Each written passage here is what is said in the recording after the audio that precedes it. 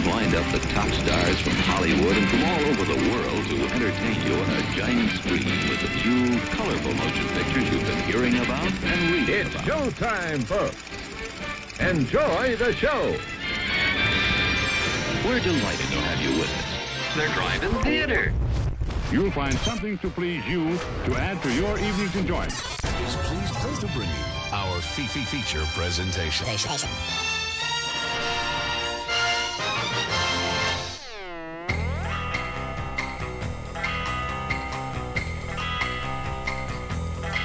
Oh, what's up, everybody? Good evening. Good evening, children. Good evening, parents. Good evening, grandparents. Good evening, Americans. The nightly news, something tragic happened in the country? Yes, something tragic happened in the country, and it is Hollywood box office. Well, actually, something tragic did happen that we can get into at the very first part of the news as soon as we get to that point. Well, shit. I mean, we're going to buzzkill immediately right before we even start the show? I mean, I guess I started it. Well, for those of you that don't know, welcome to the Drive-In Speaker Box Podcast. I'm your host, Bo, the boom operator. I'm Slick Doggy the Grip. And it is another scorcher here in the studio. When I got up to the studio today, the thermostat was 99 degrees. 99. So it is very hot. So if you are tuned in live, where you like, follow, and subscribe us on our Facebook, our YouTube, and our Twitch, where we broadcast this live every Monday night at 8 o'clock Central Standard Time. You can get involved in the chat, which if you are listening to the podcast, you can't see my arm doing this. But you'll also notice that a lot of our lava lamps, our lights, and our things are off, and it's bright in here. And the air conditioner's on. It's because I am trying not to add heat to the studio so we can just survive another one of these summer days. But with that said, I went and I had a couple of movies that I saw in the theater this week. I saw the 35th anniversary re-release of the 1990 classic TMNT, Teenage Mutant Ninja Turtles. Did you... We went and watched it last time, and at the 30th anniversary. Yes, we did. Yeah. Okay, yeah, all right. That's why I did not go, is because... It's been 5 years. So it feels like yesterday. It feels like yesterday. But saw that. But then I also caught the new Bob Odenkirk sequel to Nobody, aptly named Nobody 2. And I'm going to be talking about that film later in the show. But before we get into that... I watched movies too. Were they new movies? Yes, I watched War 2. Oh, okay. Yeah, that is in the theaters The right latest now. installment in the Yash Raj spy universe. Of course. And I watched the last episode that finally got released of Kill Lupercal on Warhammer TV.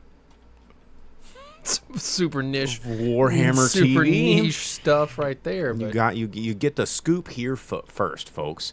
dude, that's snowballing bigger and bigger into stuff that mainstream culture, other which people might watch. which is bad news for me, but interesting news for everyone else. Bad news for nerds. The thing you like but is me going to too. get ruined. Yeah, me too. Nerds and nerd adjacents that are definitely not nerds. The other day, I was sitting in front of the Warhammer store for a pre-order. The other day... And this dude walked up and addressed everyone that was there. He said, "What's up, nerds?" And I said, "You're not going to say hey to me, too?" Got him. Got him. Yeah, joke's on him, clearly. Well, let's get into some news. It's been a week. Some stuff kind of happened, I guess. You want to start with the tragic bit first? You go for it. We lost Terrence Stamp, dude. I know. I saw that. He was 87. I mean, these guys are, these guys are dropping off, man. And I've been seeing Christopher Lloyd in so many movies lately, and I'm like, dude, he's just doing a few more just to get him out. Well, because he was in Nobody too, because he's was Bob Odenkirk's dad. Yeah. But Terrence Terrence Stamp. Stamp. Oh, Stamp. Zod. I was like, Terrence Mann is still alive. No, dude, we lost Zod. Oh, that's right. I saw that in the And news. so many other roles. But He there's had the something eyeballs. about... He looked like, he always reminded me of Udo Kier. The way that their eyes looked, you know what I mean? I'd have to see the dude that you're talking about. They had this like, they have the kind of like, I'm a bad guy stare. Oh, yeah. Okay, You know? I see exactly what you're talking about. Yeah. Yeah. See, like, dude, yeah, identical twins. Yeah, exactly. Yeah, but dude, kneel before Zod.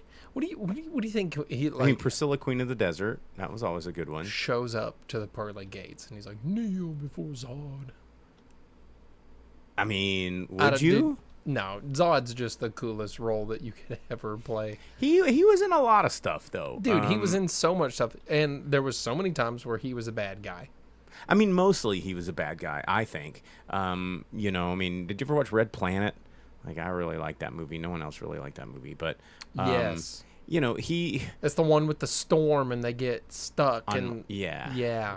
It's been a long time. But he always, because he just looked like a jerk. You know, he's one of those guys that just looks like he's going to betray you, or he's going to be like some ruthless billionaire, or you know, someone that's going to like send his goons to have you killed.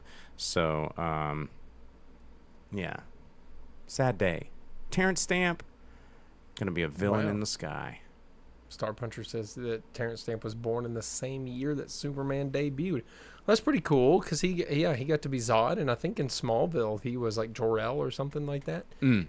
So yeah, he was well entwined in the Superman and all that. But yeah, it's so many long acting career, played lots of roles.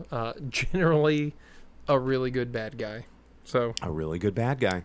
a very good bad boy. Yeah. Yeah. Shout out to Vina Milash. Pouring one out for Terrence Stamp. But in lighter news, speaking of dead things, but Frankenstein got a release date and a theatrical release date. Yeah, which it's going to be released into the movie theaters. For those of you who don't know, we're talking about Guillermo del Toro's Frankenstein. Yep, Del Toro's Frankenstein. That is a Netflix movie, is getting a theatrical run starting in October 17th. So that is perfect. I think that's going to do well for that movie, and then it'll debut on Netflix on the 7th, which sucks for Netflix. Yeah, sucks for Netflix. It's going to be a week after, so I hope that their bet of getting it out pre-Halloween works for them, and that the But I mean, Netflix is going to make spooky more season- money. Yeah, I mean, spooky season lasts, I think, until Thanksgiving. Yeah, but right? there's a hard drop as soon as like Halloween is over. This is 'Cause true. as soon as This is true. Halloween night's over, everyone's like, cool, spooky is done. It's all pumpkin spice until Christmas. Until the day before Thanksgiving, which is basically Christmas light. Like Thanksgiving is pre-Christmas now. Like, I mean, let's get real. It's like a testing the waters. You're like, some of the family are gonna come over. We're gonna do the thing. We're gonna try and pretend we don't hate each other, just and get ready for the main event, which is coming up next month. So it's just like it's the sparring round of Christmas. You know, it's the weigh-in, where you look at the family and you're like, yeah, we're gonna argue about Trump again, and then it's gonna be a fun time. Thanks, Night Owlsley. Vince says for someone that's not a Halloween guy, it seems like it's always Halloween.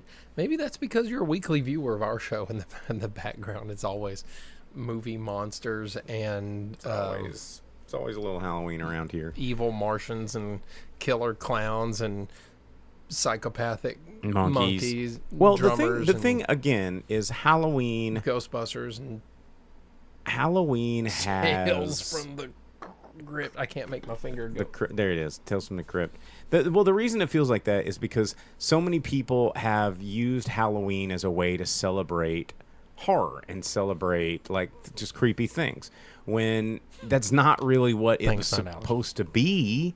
But it's just the culmination of where you can just absolutely show your love for those kind of things, and so it's like that they just come together, and now spooky season has become this sort of thing where you can just be, yeah, man, it's time, just back off.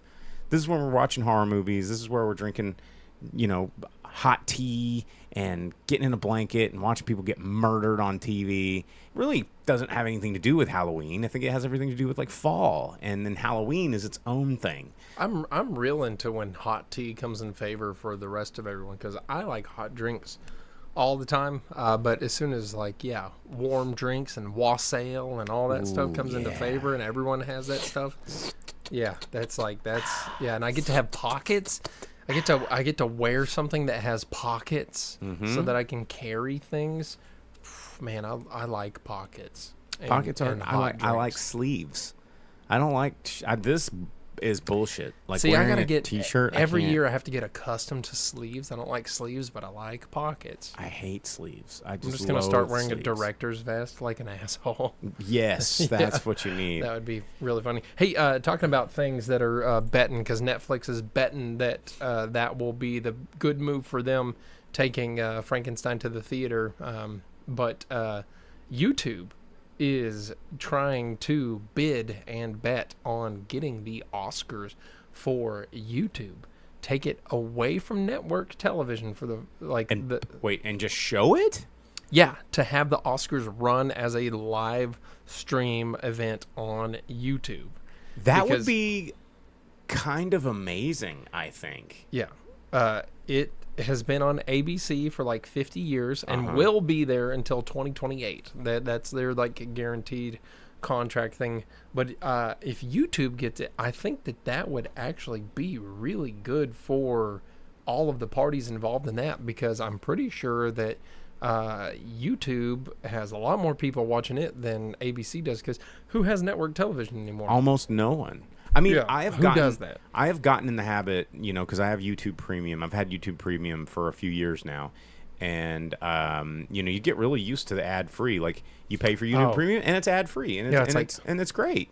Who watches things with ads? And Yeah. I've gotten to the point where so much television, so much Netflix, so much Amazon Prime, every episode of everything is like 45 minutes to an hour long. And I've gotten in a habit of like watching YouTube a lot. I'll just come on, and there's certain channels that I like, and it's weird. I watch that's YouTube what more than anything else. I do too. Like when I'm at home, because I just need something bite-sized. I don't want to, it's hard for me to just invest in a whole, hour and a half episode or whatever. And I like watching movies in the theater, so that's my deal. But yeah, it's interesting to see that, and I would love to see it on YouTube. Star Punch. Yeah. No, I think that would do good. I think because then you'd have a lot of people watching that YouTube at once. You would have, And I think YouTube could handle the bandwidth, because it seems like Netflix has been shitting the bed when they do these live the events. boxing and fighting and stuff. I bet though that they might get like record audiences and things like that, and they'd probably be able to have real numbers rather than like those Nielsen ratings. Yeah, and the all that cable crap. stuff. It's like, well, presuming the house has 4 or 5 members, then this many people watched. Yeah, I think that. And then YouTube goes, this many people watch. Here's their eye color. This is what they were looking at while they were doing. This is what they were saying in the room while We it was hacked watching. their cameras. This is what their Roomba vacuumed up. This Yeah. is what they were eating, because they the were on Roomba the analyzed. 3rd floor, and Yeah, dude, the YouTube- whole Google metrics. They know. They'll be like, here's the heat signature. This guy has a pacemaker. Like this guy, and we shut it down. Oh, it's back on. Boom. We almost got him. Yeah, that'd be really something. But yeah, so Oscars might be moving to YouTube for those of you that watch the Oscars. Dina. Talking Oscars, things that won the Oscars way back. Lord of the Rings has some new stuff. That whole Hunt for Gollum thing. Elijah Wood is also going to be back in that. Really? Yep. So He must not be doing much right now. well, but at the same time, like, he hasn't aged much. No, and he has I think not. if they toss him back in Hobbit makeup, but at the same time, like, when is this taking place that they can bring Frodo into the story? Because I was under the assumption that the Hunt for Gollum was between Hobbit and Lord of the Rings. And so, like, it was before the Nazgul get a hold of him and torture him and make him shout out Shire Baggins, for them to go on the hunt. So, I mean, is Elijah Wood just there at the last 10 seconds to Going. recreate, And like looking at the camera. to like recreate like 10 or 15 seconds of the opening of Fellowship? Because it doesn't really. I mean, make it's sense for him probably to do something that. that stupid, unless unless like he's playing a different character, which it seems like that's what Marvel's doing. I mean, they've got, hey man, DC, Jason Momoa be Aquaman and Lobo. That's fine. Oh hey, we're in the Marvel Cinematic Universe. Robert Downey Jr. and be Iron Man and Doctor Doom. Both got metal faces. Get in here, guy. Like maybe they're like, hey, you were a Hobbit in this one. Pfft, whatever. Get in here. Everyone's gonna love seeing it. Oh, like Elijah Wood would be Some other Hobbit. Like Bilbo? Maybe he'll play Bilbo. And be like, oh, he's a youthful Baggins. He looks a lot like Frodo because they're the same bloodline, but now he's old. And Yeah, but they're like second cousins twice removed and like uncle and nephew or something. It's weird. Who knows? But yep, Ian McKellen and Elijah Wood are both going to be back for that one, reprising their roles as that. So just ignore whatever that is. These comments, guys. Sometimes you gotta watch the live feed to really understand what's happening during this show. Well, you want to talking about sequels that don't make a lot of sense here. You see that Sisu 2 has its release date? Yep, I did see that, and I also heard that World War Z is getting another movie, which doesn't seem to make sense because that would like it already happened. That's like a thing that probably shouldn't ever happen again if it happened once, right? I don't know. I mean, and the only reason it is because World War Z was one of the highest grossing zombie films of all time. Even though everyone disliked it? Well, and that doesn't matter because according to Worthington's Law, more money equals better than. Because everyone liked the book. Like Max Brooks had the book, and everyone was like, this book is really good. And then they made the movie, and that was the one where they could hear noises, right? It was the one where they moved really fast and they like piled on top of each other and then made mountains to climb walls. I'm trying to remember if that was like that where they were like sneaking through the hospital and like they like went and the zombies were like, oh, I'm gonna get them, but like the zombies would knock over like tons of vials of everything, breaking glass and all this stuff, and no other zombies like, oh, that's just Tom. He just breaks shit. He runs into stuff, but that's a human breath. I've never sat down and watched it, but I knew that like my brother really liked the Max Brooks books. I hate zombie movies. Yeah, I'm not like a zombie movie guy. I like the old like stumble like voodoo magic eat brain zombies. Yeah, those are fun. Those are interesting. I don't like the fast zombies. I don't like fast zombies. I don't like the Night of the Living Dead from the 70s and newer zombies. I don't like the like plague zombies. Okay. You know what I'm saying? Does that make sense? I don't like fast zombies. I like black and white, slow, voodoo magic brought them back, eat brains only zombies. Not zombies like that are just like everywhere, all consuming, like they take over the world. I like the whole like the undead risen from the grave, like an Italo horror zombie with an eye, like the 50s, like the 50s, like the original. Zombie. Okay, well, so on Twitch, Star Zombies Punch Ain't My Neighbors zombies said Night of the Living Dead 90 is head and shoulders above. That is a fantastic movie. That is a genre bending movie, which was why it sticks out so well. Isn't that the one where they like get to the island and they're like, we're safe, and then they're like, oh crap, we're not, and the movie ends? No, Night of the Living Dead is one with like Tarman and like the punk rock zombies, and it's like totally weird. Let's see. Vince says, "I wonder if there's a what's new. What's the new zombie guy like the what's good guy." I don't know. I have to work on that character. I bet a few years ago when it was like zombies everywhere you turned, probably was. But yeah. Well, and Zombie Land actually wasn't a bad movie. I thought that first one. Yeah, the very first Zombie Land was okay. It was funny when they murdered Bill Murray. Or no, I'm thinking Return of the Living Dead. My bad. That one. Oh. Yeah, so I mean, just zombies as a genre, I think, is just played the fuck out a lot.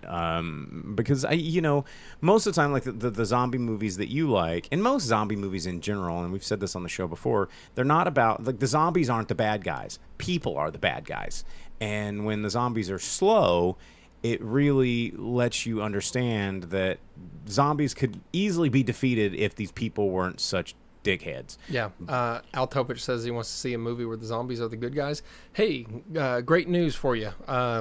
Hocus Pocus, Warm Bodies. My boyfriend's back. What was the one with where he fell in love? Warm Bodies. Oh, that was Warm Bodies? Yeah. So zombies being the good guy is a thing. He never died. That's a good one. That's got Henry Rollins in it. What's the one that was a Netflix movie or whatever, where the girl Shelley Frankenstein or Oh, yeah, that was I Frankenstein? It was, no, it was what recent. It was the girl, like, she goes to the grave and talks to the guy, and then he comes back, he comes and back they, to like, life. he harvests parts from people, and it's played Yeah. by one of the Sprouse boys. I remember that movie. I saw it in a theater, and I can't remember the name of that movie. Yeah. But yeah, Zombie was a good guy. He's not exactly a good guy because he does, like, kill people, but he it's kills all like shitty people. He kills people that suck. So Yeah. So hey, there are movies out there where the zombies are like the, you're the protagonist, yeah. the good guy. Yeah. But so Sisu, the movie that Getting shouldn't a have a sequel. sequel, it's getting a sequel. It's going to be out at the end of November, the 21st in the U.S. But it follows the last movie. Wait, and it's getting a theatrical release? That Yes. seems odd. Well, the last one did. Sisu 1 Yeah, did. I guess that's true. So, but it but- seems like it blew up on streaming more. I went than- and watched it in the theater, and I talked about it to you fine folks on the other side of the camera. But so this one is he returns to his home where his family was violently slaughtered by the Red Army. So the last one was Nazis, bad guys. Okay. This one is Russian bad guys. Russian. And so he disassembles the house, and he's trying to trek it across the country to find somewhere safe to rebuild the house board by board and to have his family home somewhere where it's safe, because I guess it's still during the war and the Russians are the bad guys this time. And the main antagonist is played by Stephen Lang, your go-to bad guy with a gun. Bad guy with a gun. Yep. Yeah. Crusty old bad guy. Yeah, you need someone to be part of the cowboy gang that everyone corrals around, and he's just like a butthole that won't die. Stephen Lang. You need a guy to go to a planet and genocide them for unobtainium. Stephen Lang. Like, yeah, like, so how about it? But that sounds super dumb after watching the first movie. The way the first movie ended made it where you should not have a sequel. Don't do that.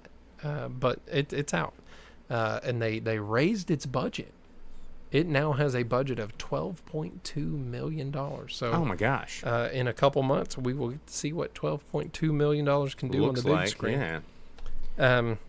Also, Well, what else you got before I go into the new releases? oh man, I got so much here. All right, let's get in there. Running Man got pushed back by a week. So it's going from the 7th to the 14th of November, and their reasoning for this is so that they have access to IMAX theaters.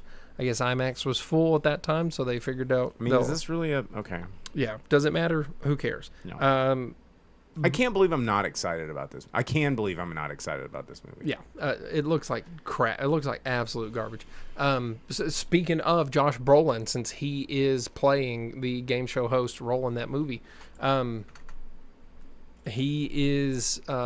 People are asking him if he's going to be James Bond, since it was announced by Amazon that Denis Villeneuve is going to be the director of the next Bond movie. Why can't we just get what everybody was talking about years ago and get Idris Elba to be the next James Well, he's Bond? too old now. Well, like Josh Brolin isn't. Exactly. Exactly. Yeah, okay. Have you, dude? I- Idris hey. Elba. Did you see that movie he was in not too long ago? The president one. The with John president Cena? ones with John yeah, Cena? I talked about it on the show. I'm pretty sure he could pull We off talked about Bond. it last week about how now it's like a big success. I'm pretty sure he could pull it off. Nah, he's too British. But he It's does it. James Bond. Yeah. So Josh Brolin, because his dad actually was cast as James Bond, and then Roger Moore returned the phone call and was like, no, I think I will do it. And so they cast Roger Moore instead. So people are asking if Josh Brolin will be that. But the news here is that Denis Villeneuve is going to be your next Bond director. I mean, it'll be a great movie no matter what if he's directing it. But still, like, come on. Maybe. Dune 2 was like whatever. I thought Dune 2 was pretty good. Dune 1 was a masterpiece. is amazing. That's a movie that if you didn't see it in theaters, you missed out. Dune 1 is fantastic. And he did Blade Runner 2049, right? Yes, he did. Oh, that movie. And that movie is good. So good. Actually, I think I might just go home and watch that movie again. Yeah, but that one I saw in the theater, and I don't know that watching it outside of the theater, because I've seen it on TVs. I'm like, it's not the same. I've got a 85-inch That's surround true. sound. You got a big-ass TV. I do got a big-ass TV. Talking spies, the Bourne series was up for bidding, and people were bidding on who gets to own the rights to the Bourne series. And NBC Universal won. They got it back. They got it back because it went up for sale like last year or whatever. And now they have those rights in perpetuity. What? Including spin-offs. Whoa. The only thing they don't have is publishing rights for the books. But they Seems have... a little weird. Well, they have anything that turns into A Bourne. non-book media. Anything that's born of Bourne. Yeah, so they got that.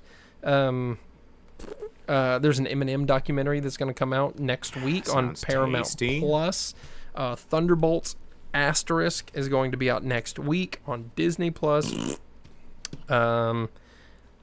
Avengers, the new Avengers, is going to have Deadpool in it. That's like a confirmed thing. Because they need money. That They want to Ryan- make sure that you go see it. Yeah, Ryan Reynolds and Deadpool will be there, though he will not join the Avengers, but he's going to be there. He'll be around the whole time going, hey, look, my wiener's butt. Oh, Yeah. cuss words, cuss words. And then something we were talking about a little bit in the pre-show here, Americana, that we'll get to a little bit later too, is not doing well. All reports are saying that it is not doing well at all, not near what they wanted it to. And I wonder how much of that is Sydney Sweeney Fallout stuff. Who knows? Those jeans. Yeah, I think her, maybe her time in the spotlight, her little 15 minutes of fame, is up. Maybe you'll start to see her not showing up in things. No, because, what's going to happen? And dude, here's what's going to happen. after getting panned on social media No. and then like embroiled in a Yep. scandal thing Yep. and then a flop movie. Yep. I'll tell you, here's how she makes her comeback. And I know this is going to sound crass. It's going Boobs. It's going to sound a little chauvinistic, but I'm telling you, this is how Hollywood works, and this is how America works. And I'm saying this not to be like, this is what she should do. I'm saying this is what will work. Is she stops selling her boobs for a hot minute and does like what Charlize Theron did when she did Monster, and do a role where she's like extra ugly and like, you know, maybe a little handicapped or something, or, you know, just some sort of just traumatic ugly. She's like, oh, she's playing full ugly, and they're gonna go, oh my God, what a talented actress. How hard of a stretch could it be for someone so beautiful to pretend to be an ugly? And Academy Awards, you know, wow, look at the bravery she took on to look like a normal. And then everybody will be like, what an amazing actress. And then she'll spring back, and then everybody will be like, but also remember these. And then that's how you do it. That's how you do it in Hollywood, guys.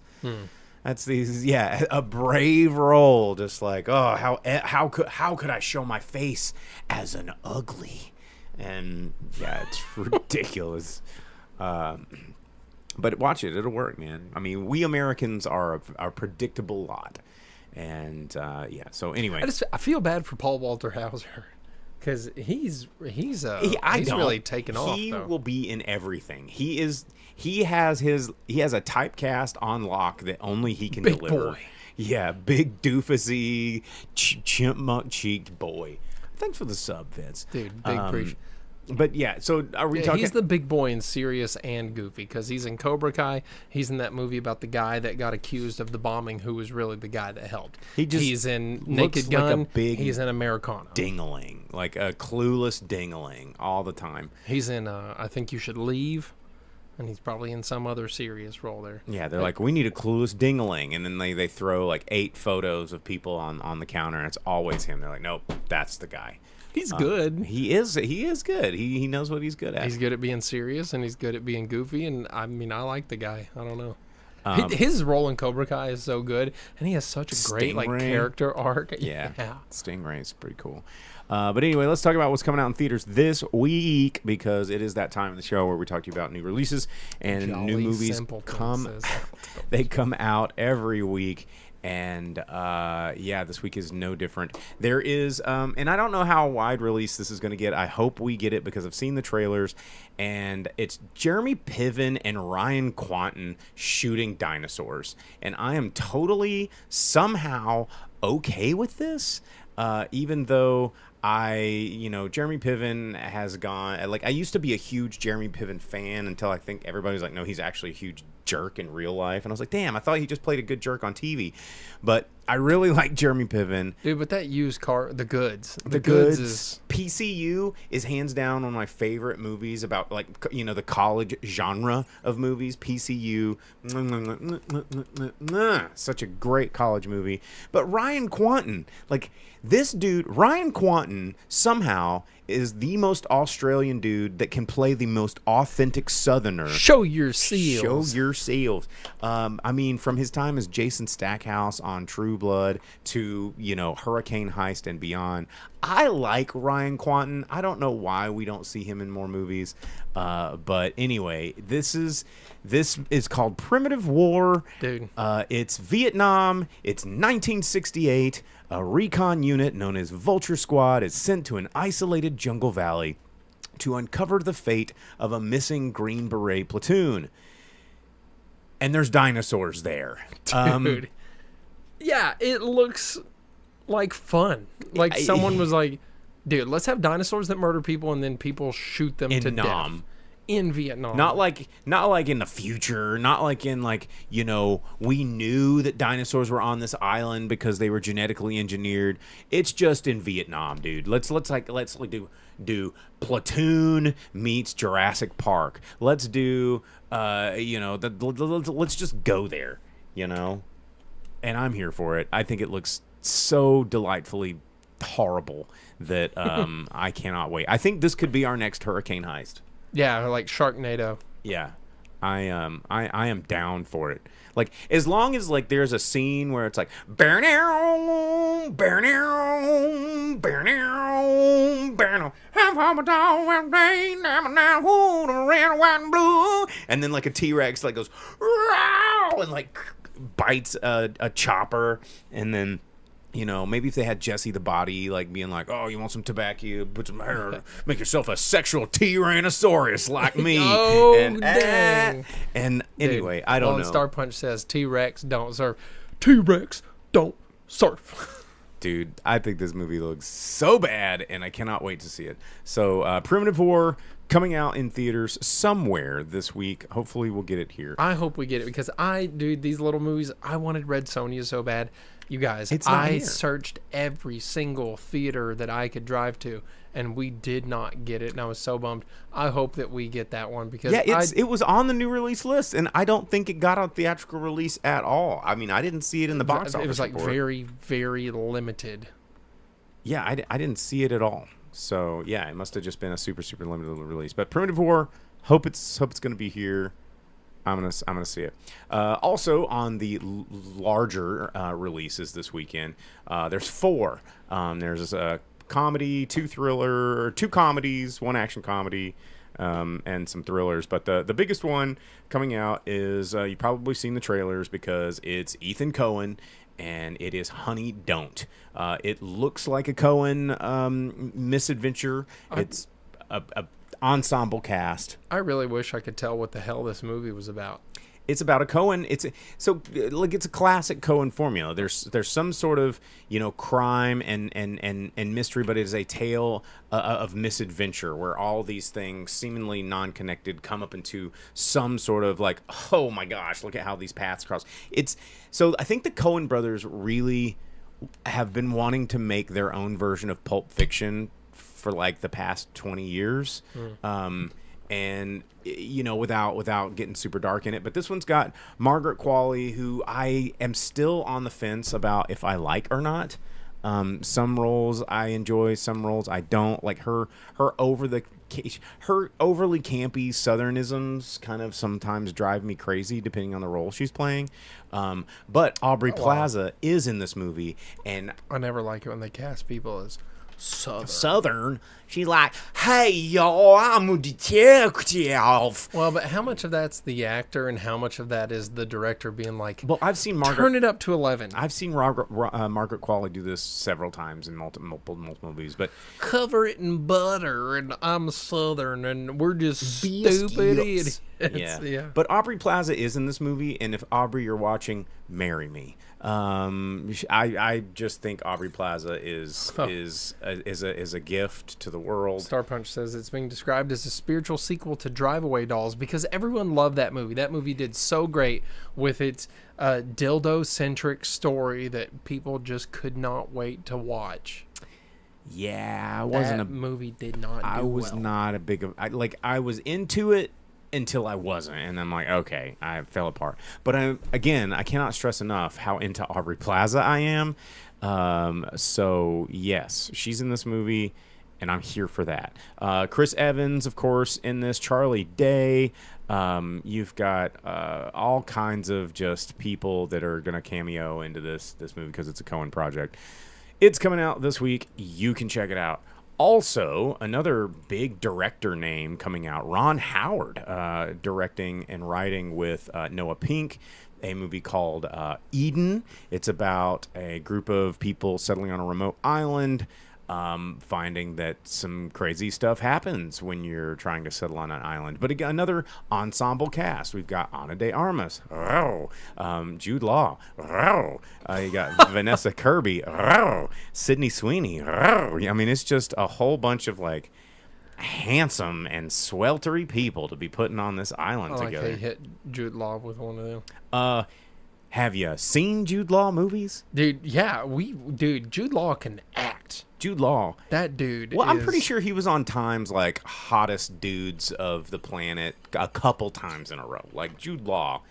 I just remember we watched that dumbass King Arthur movie, and he was like the evil, super evil bad guy. And I'm like, dang, this guy's so good at being a bad guy, and I would have never expected it. And I love Jude Law, man. He's a great dude. But this movie's coming out. It looks like a, kind of it's billed as a psychological thriller. I don't know, like it kind of reminds me of what was that movie, The Beach? If anybody saw that old Leonardo DiCaprio movie where these people go to this island and they think they're in paradise, and all of a sudden it's like it's not, and there's like drug stuff going on. But anyway, Vince said on Twitch, in Ripley, he almost destroyed the film because he was so hot. Yeah. Freaking Jude Law, man. You boys are getting wild over Jude Law being a gay boy and all Ripley, huh? He's still, he's not as hot as Aubrey Plaza. Aubrey Plaza, my queen. Like, seriously. Seriously. If any of you guys out there know how to get a message to Aubrey Plaza, she's married to that director dude, though.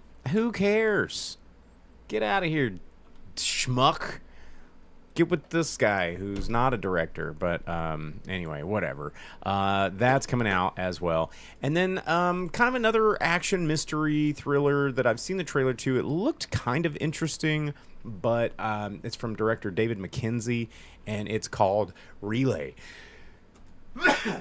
Bless me. This movie looks kind of interesting. It's starring Riz Ahmed, and Sam Worthington's in this as well. And it's about this guy who's like a fixer. Yeah, where's Sam Worthington been? But he's this fixer, and he goes around, and he only speaks through like this telephone for the blind relay deal, and is trying to protect this lady from corporate espionage assassin things. Talking about Australians and their accents, Sam Worthington, that was one of his things, was every movie he was in, he would always break accent, and it had to be so often because Are you talking about Sam Worthington? Yeah, it ended up in the final cut of things. Like in Terminator Salvation, there was a time where he was just like inexplicably Australian, and there was some other movie, and I can't remember what it was, but he just like was like, "Oh, good day, mate, barbecue," and you're like, "What?" And he like, yeah, and then he went right back into like whatever the other accent was. And I was like, how often did that happen that they missed it in the editing room? And they were just so dulled to it. They're like, let's go. Final cut, yeah, because he's like strung up in Terminator Salvation after they find out he is a Terminator, and he's like, Oi, bloody, this sucks, doesn't it? Yeah. I'm going to flush you down the dunny. Yeah, crikey, this is a predicament. Yeah. Oh, Aussies. But then the last film coming out from is Neon Pictures, and it's not a horror film. It is from director Michelangelo Covino. It is called Splitsville, and if you have seen the trailer to this, it's about this girl asking for a divorce, and they ask their friends for support, and they try to do an open marriage, and then these four people turn into this chaotic calamity stuff, right? Dakota Johnson's in it. Looks like a Dakota Johnson movie. It looks like a Dakota Johnson movie. Yeah. She's like, all right, so the Marvel thing didn't work out. Back to sex movies. Yep. Let's have awkward sex and sign me up, coach. And Splitsville is coming out this weekend. And those are your offerings in the theaters this weekend. Eggs on pizza. You can check them out if you see fit. So you can do that. All right. Well, let's talk about a movie. I'm going to talk about Nobody because there's a sequel. The 2021 movie did not do super hot in the box office, but found its way achieving a bit of a cult status on streaming to a point where everyone was like, you know what? Bob Odenkirk, John Wick is kind of awesome. Yeah. Oh, that dude that used to write for SNL who does all that comedy stuff. Fantastic action star. Yeah, the co-host of Mr. Show with Bob and David, Better Call Saul. Let's just see if he can beat people up. And he can. And the thing that made, I think, Nobody really jive with audiences is it was that formula that we saw in the 80s a little bit and some in the 90s where it's just this everyman. His family is wronged, and he's like, I'm not going to stand for it. And there is something popcorny about just watching some just good old-fashioned payback, right? From a guy that does not look like, everybody sees the Jack Reachers, the Jet Lis and all these guys, the Dolph Lundgrens and the Sylvester Stallones. And you're like, okay, well, of course they're going to be able to throw a guy through a window. But then Bob Odenkirk's just this guy. And he's just this guy that does his job, and it's very relatable. And he's got like a very timid presence, but he trained a lot for Nobody, and then kind of enjoyed it. And they decided they're going to do it again. And they assembled the same cast. They got Christopher Lloyd, who is old and fragile, but reprising the role as his father. You got the RZA coming back and being his stepbrother. Or adopted brother, how would you call that? And then you've got Sharon Stone coming into the cast playing the villain, and Colin Hanks coming in playing a villain. Who Colin Hanks always seems to play a really good villain, which is weird because his dad. Because you don't suspect it. Yeah, he just looks so much like his dad, and you're like, oh, that's America's favorite homie. And then Colin Hanks is like, and then I'm gonna eat your skin, and you're like, whoa. He's really good at being a doofus too. Mm-hmm. Like in Orange County. Yep, exactly. Things like that, where you're just like, well, this guy's a totes doofus, and then he's like, oh, yeah, and he's super evil. Shoot you in the leg or whatever. But this movie, I don't have a lot to say about Nobody 2 except for. The formula isn't broke, don't fix it. And they did the formula, and it was fun. It wasn't trying to be anything more than it wasn't, It was, it takes place after the first movie, clearly. The family understands what Hutch does for a living, but he has fallen into a routine again with his job of, instead of, being like the schmucky Monday through Friday, he's still a Monday through Friday, but he's never there, and he's leaving every night, and he's not present for breakfast, and it's affecting the family in a different way. And he's like, oh, I need to take a vacation. Like, I've been working too much. We need to take a vacation before this becomes a problem. And he remembers this place that his father took him when they were kids. It was the only vacation they ever went to, and it's this weird in the middle of America, like Branson-esque, small town that has like a theme park near a lake and a water park and all this kind of stuff. And they go there, and of course, there's some bad stuff going on, and somebody is mean to one of his kids, and this big security guard like pops the back of the daughter's head like as they're leaving. He's like, "Get out of here, kid!" Smacks her on the back of the head, and of course he's like, "Hang on, I left my phone." And he goes in there and, of course, beats all of their asses, not realizing that there is a cartel that operates in this town as well. And could that be why that's where his dad took them on vacation? Because that's exactly right. And which is an easy, kind of obvious plot point, because you're like, oh, of course there's going to be some cartel there. And they go, no, they thought of that. And the only time his spy dad ever took them on a vacation and trained them to be spies their whole lives turns out to be somewhere. And they turn that into a comedic bit. And they're like, because his brother, Harry, played by the RZA, who's great. And he's like, Hutch didn't get it. He's just like, is this why we went to vacation? And Harry's like, yeah, of course. Like, duh. How did you? Duh. You didn't. Have you ever met our dad? Yeah. He's like, you didn't put this two together. And the RZA comes back, and he is so RZA in this one. He has a katana scene, which I know that he's like, hey, if I'm gonna do this movie again, I'm gonna be full Wu-Tang Clan. I'm just gonna do a Shaolin scene. I saw a still of that, and I was like, yep. And it's fun. It's so stupid. It is a feel good revenge. Every time you've ever wanted to punch an asshole, this is that movie that you're gonna be like, yeah, heck yeah. It's not an amazing film. It's not telling any story we've never seen before. It's just Bob Odenkirk's a lot of fun to watch, and I think that's really all there is to it. Like, it's a testament to how talented of a guy Bob Odenkirk really is, because not only has he been just a comedy writer for most of his life, he's never been looked at as any sort of an action star, but then takes this role and just crushes it and makes it believable and fun.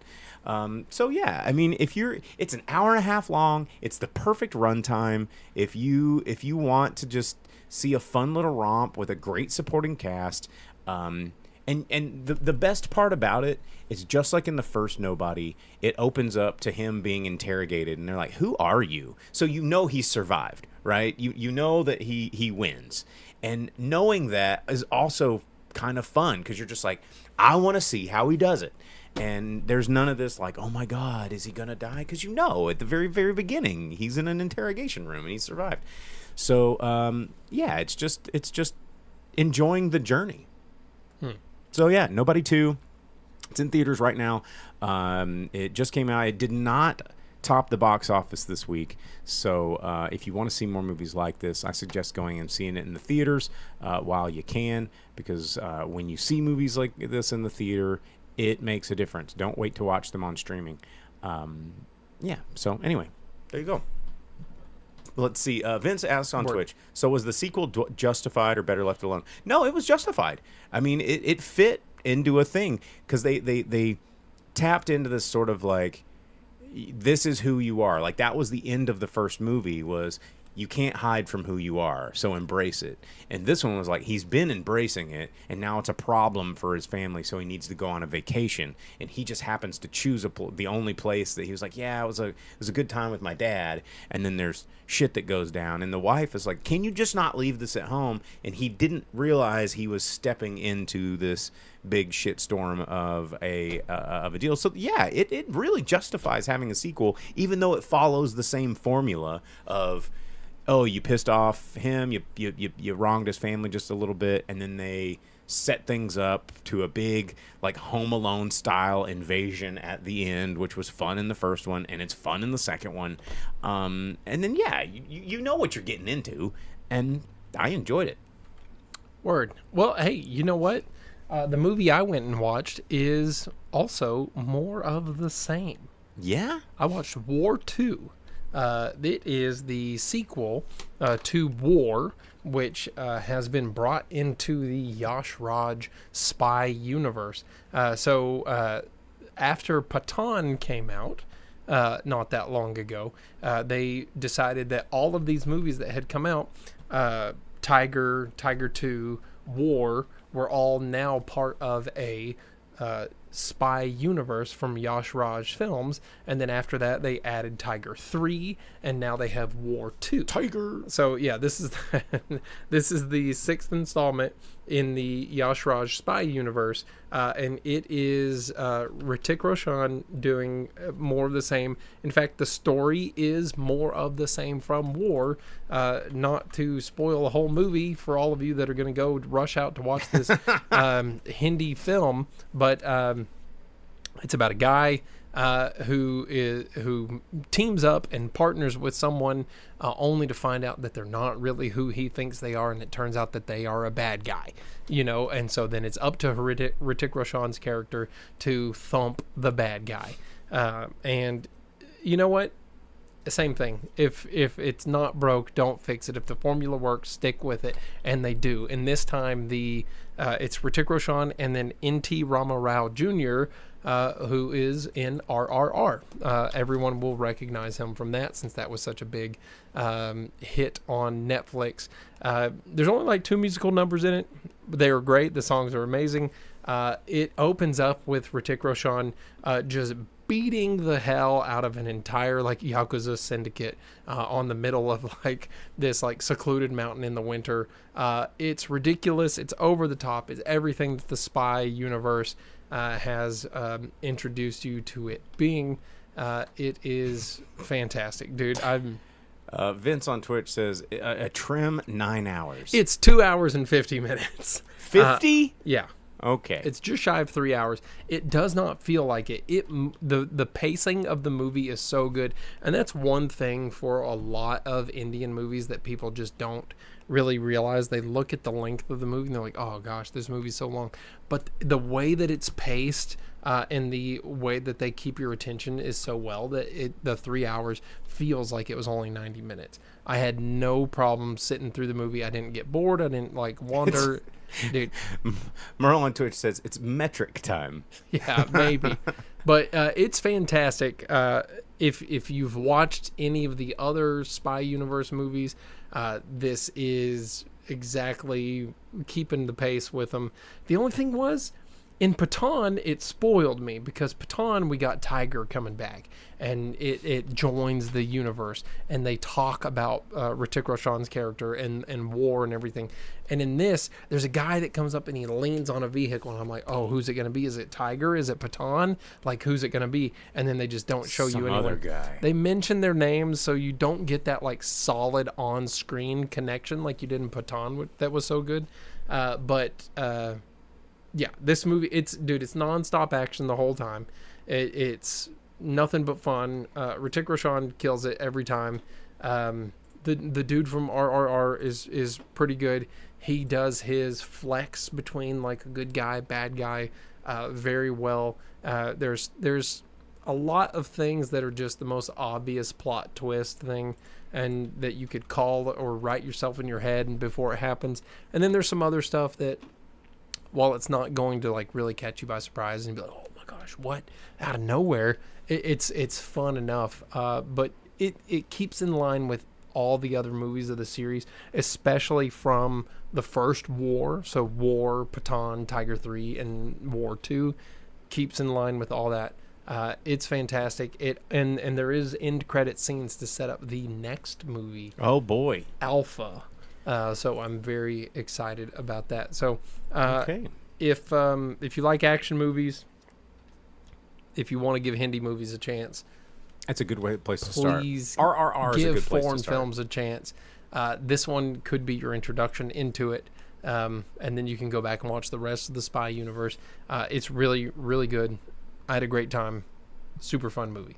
All right. Well, with that said, it's the end of the show. We got to do the box office roundup before we just absolutely melt in here. So, actually, we'll probably do the top 12 because there was some stuff that opened up this weekend and theaters that were at the very bottom of the theater here, or box office, that is. So I'm going to give it over to Jake. Number 12, actually, one that, not bad for number 12. I thought I'd do a little bit better, but go for it. Yeah, opening at number 12 from G Kids. I think the reason that it opened so low is just because people had already seen it, maybe.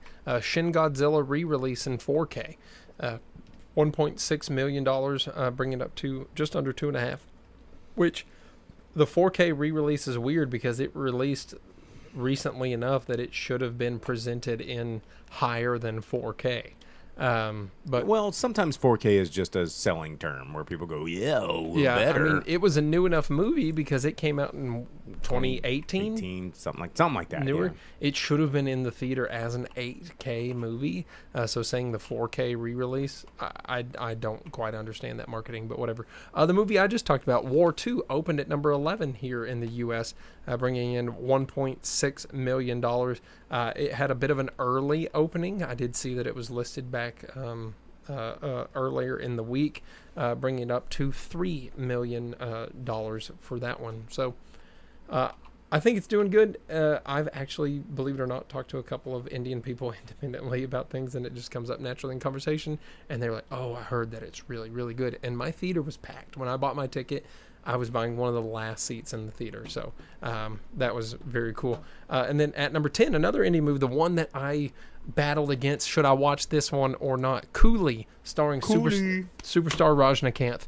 I want to go watch this one. Hopefully I'll get to catch it in the theater and talk to you guys about it next week, because I know you can't wait until I tell you about the Tamil movie now that we already talked about the Hindi. But Coolie came out just under $2.5 million brought in for that one here in the U.S. Superstar Rajnikanth movies kill it. But it is wild to see that Coolie did better than War, so much better than War in the U.S. I don't know if that's like but only in the weekend, because the overall Coolie did worse. So maybe a balance. But yeah, I've heard good things from other people about War. Other people said they didn't like Coolie so much, but the Superstar Rajnikanth is so good. I want to watch it. And then at number 9, holding in the top 10, F1 the movie, 8 weeks out, brought in $2.7 million, $183 million here in the U.S., another 407 elsewhere. It is at $590.5 million across the globe. Yep. And then at number 8, Jurassic World Rebirth, just under $3 million this past week, 7 weeks out, $332 million. Another $496.6 million elsewhere in the world, $828. So close to $1 billion. I hope it bucks. doesn't do it. Oh, me too. And then at number 7, Naked Gun, 3 weeks out, brought in just under $5 million, bringing it up to $42 million. That is probably a runaway success for a comedy movie like that. Another $31 million across the globe, up to $73 million. I am happy for that one. Good job. And then holding at the number 6 spot, Superman in its 6th week out. 666. Whoa. Superman's the devil. $5.25 million brought in by that one, bring it up to $340.9 million in the U.S. Another $253 in the rest of the world. $594.5 million so far. Interesting to see that it's so much lower in other countries, but I mean, it's Superman. I mean, Superman's Truth, Justice, the American Way. It was a character created by like Jewish Americans and all this, and I don't know that so much of it resonates with other parts of the world, because he's just that like Johnny over the Whitebread. top bad, or like over the top good guy, like just so outstandingly good, which is why a lot of his interesting stuff comes from when he gets turned evil or whatever. And then at number 5, The Bad Guys 2, 3 weeks out, bringing another $7.5 million. It's at 57.2 so far, another 60.7 elsewhere, bringing it up to just under 118 million so far globally. And then at number 4, Fantastic Four, in its 4th week out, 444 for the Fantastic Four, $9 million, bringing it up to 247 in the U.S., another 222 elsewhere, so it's at 470 million so far. And then opening at the number 3 spot at $9 million, the one you just told us about, Nobody 2. Nobody 2. I don't know if that's good or bad for that one. I don't know either, but it'll be interesting to see where it goes. I feel like the salaries on that movie might require a little more than $10 million. Let's see if I got a budget estimate here. Says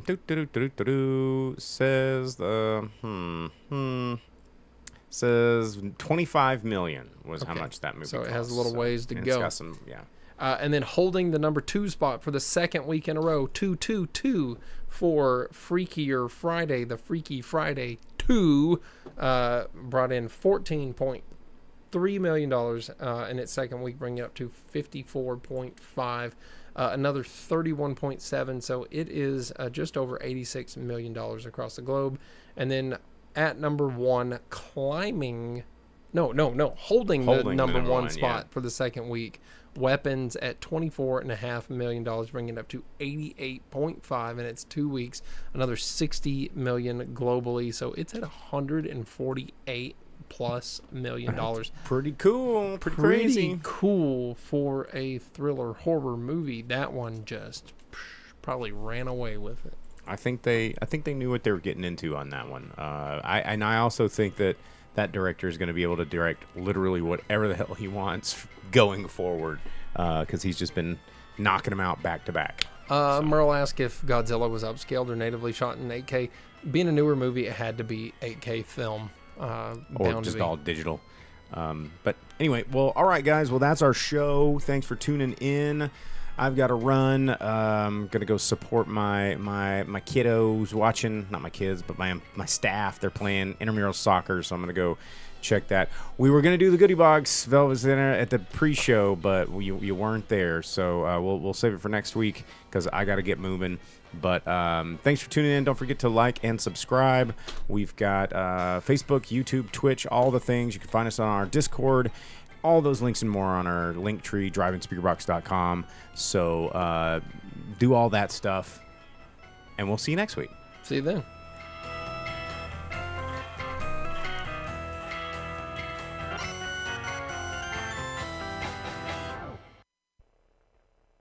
As you leave the theater, folks, please be careful.